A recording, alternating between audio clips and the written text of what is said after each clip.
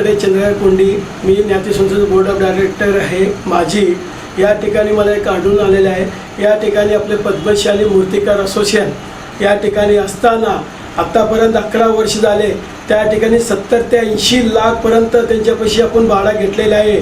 त्या लोकांना वारंवार सांगून बी, ज्ञाती संस्थेचे बोर्ड ऑफ डायरेक्टरला सांगून बी आज 10 ते 11 वर्ष झाले त्यांना एक शौचालय बांधून दिले नाही, त्यांना पाण्याची सोय नाही, त्यांना मुतारीची सोय नाही। त्या ठिकाणी मोठ्या प्रमाणाने परप्रांतीय लोक, हैदराबादचे लोक येत असतात, या ठिकाणी 2-2, 3-3 दिवस त्या गोडाऊनवर राहत असताना त्या ठिकाणी एक गेट बसवण्यात आलेलं नाही।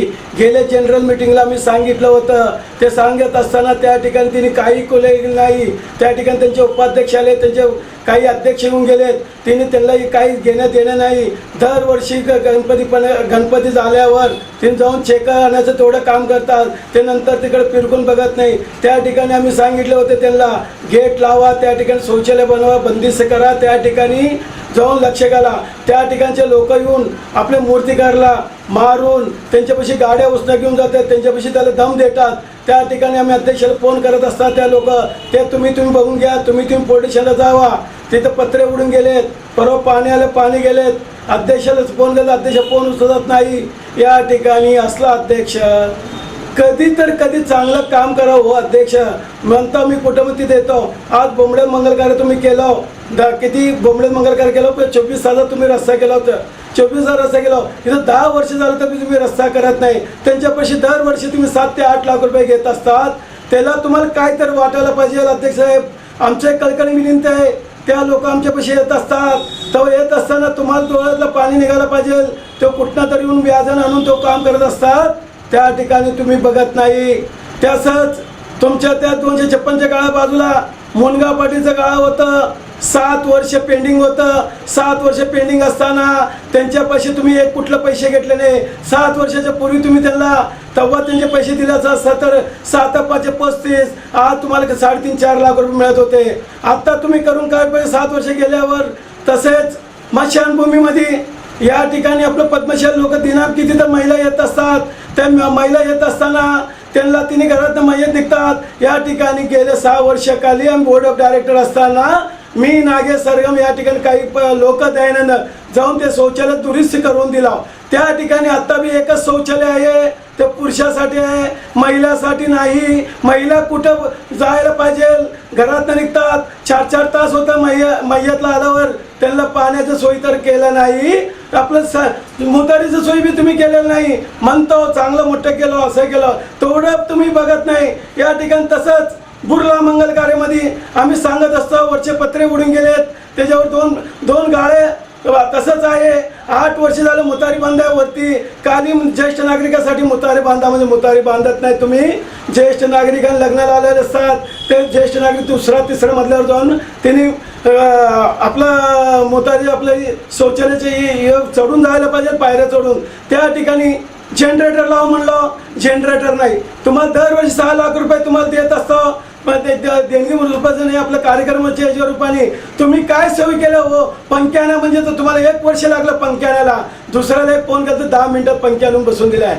असं काय करतो अध्यक्ष तुम्ही करत सगळं न्याय द्यायला पाहिजे। तुम्ही कोंडी मंगल कार्य केलं, कोंडी मंगल कार्य करत असताना त्या ठिकाणी पार्किंगची सोय नाही, कसं मंगल कार्य बांधला तुम्ही, परमिशन नाही, तेवढं तुम्हाला अध्यक्ष साहेब समजत नाही का। त्या दिवशी गोंगड वस्ती आहे, त्या दिवशी भाजीपाला लोक बसतात, खाली तुम्ही शॉपिंग सेंटर काढून वरती मंगल कार्य येतं, पार्किंगला जागा नाही, कसं मंगल कार्य होत आहे। हे असं करायचं नाही। जाणील जे काय करतो तुमचं मन करतो, तुम्हाला कसं सोचेल तसं करतो।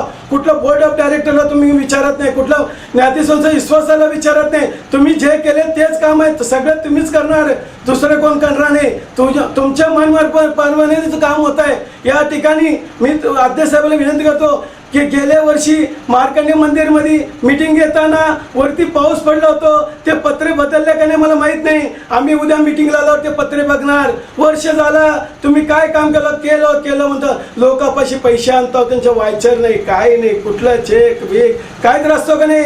टेंडर देताना 4 लोकांना सांगायला पाहिजे, टेंडर प्रसिद्धी करताना या लोकांना भाडं दिवलेलं, पद्मशाली समाज लोकांना बांधवांना विचारायला पाहिजे। या ठिकाणी मी भाडं दिवलेलो, आमच्या भाड्याची किंमत 5 5,000 आहे, आमचं 1 लाख रुपये डिपॉझिट आहे. ज्या गरीब जनतांनी विचारतात मला गाळा पाहिजे मग तुमचे पाहुणे रावळे तुम्ही जाऊन त्यांच्या घरी जाता, त्यांना 1 लाख रुपये द्या म्हणतो 5,000 भाडा. आज बोंबडेल मंगलकार्याच्या बाजूला 10 का 15 गाळे तुमचे झालेत. ते 15 गाळ्याचे हिशोब कुठे आहे मला माहीत नाही. हां, प्रत्येक टायमाला तुम्ही काही नुसतं कारण सांगता ते त्याला ढाळून जातात. मीटिंगमध्ये गेले, मीटिंगमध्ये मी विचारलं होतं, विचारत असताना तुम्ही काय म्हणलं 8 दिवसात आपण करू, सगळं शौचालय करू म्हणलं. आता 8 दिवस 365 दिवस झाले तुम्ही अजून तिकडे फिरकत नाही. हां, या ठिकाणी एवढं मोठं भ्रष्टाचार होत असताना तुम्ही नेमणूक करत नाही. मग एक स्मशानभूमी समिती करत नाही, एक मंगलकार्य समिती करत नाही, एक तुम्ही कोंडी मंगलकार समिती करत नाही, एक मार्कंड मंदिरचं समिती करत नाही. ज्या गरीब लोक या ठिकाणी आपले निलंबनार बघा, नवीन घरकुल, जुना घरकुल, झोपडपट्टी लोकांना या ठिकाणी तुम्ही कधी तर वया वाटले का? पद्मशाली समाज म्हणून तुम्ही एवढं आपण मिळवता 4 लाख 5 लाख म्हणलं. एका गरीबाला एक वही दिला का? एका गरीबाला आपण गणवेश दिला का? एका गरीबाला काही बॅग दिला का? एका गरीबाच्या कुटुंबाचे आपण काहीतरी केलं का? साहेब तुम्ही आम्हाला कळकळ विनंती लागते. आमच्या समाज सांगतो 50,000 लाख रुपये वया वाटा, त्यांचे काय कल्याण करा. एक मंगळसूत्र द्या, कोणाला गरीब असेल तर मंगलकार्याचं थोडं भाडं माफ करा. तुम्ही म्हणता सगळे पैसे भरल्याशिवाय नाही. तुमच्या नातेवाईकाला तुम्ही त्या दिवशी पैसे भरून घेता, दुसऱ्याला म्हणले तर सगळे पैसे पहिला भरा म्हणता. हे कुठला अध्यक्ष साहेब? सगळ्याला एकच नियम, कोणी बसले तर ना एकच नियम असायला पाहिजे असं काही नाही. सगळ्यांना नियमाने घेऊन जायला पाहिजे. नियमाने घेऊन गेलं तर तेव्हा आपण अध्यक्ष असतो. या ठिकाणी कसं आम्ही एवढं तळबळ कशा म्हणालो, बघून बघून बघून आम्हाला चीड उलवलं आहे.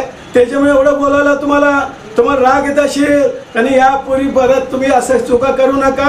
आमची विनंती आहे अध्यक्ष साहेब, सगळे प्रॉपर्टीवर समिती नेमा, सगळे समिती नेमून त्याला नेमणूक करा. तिथे एक रजिस्टर लावा.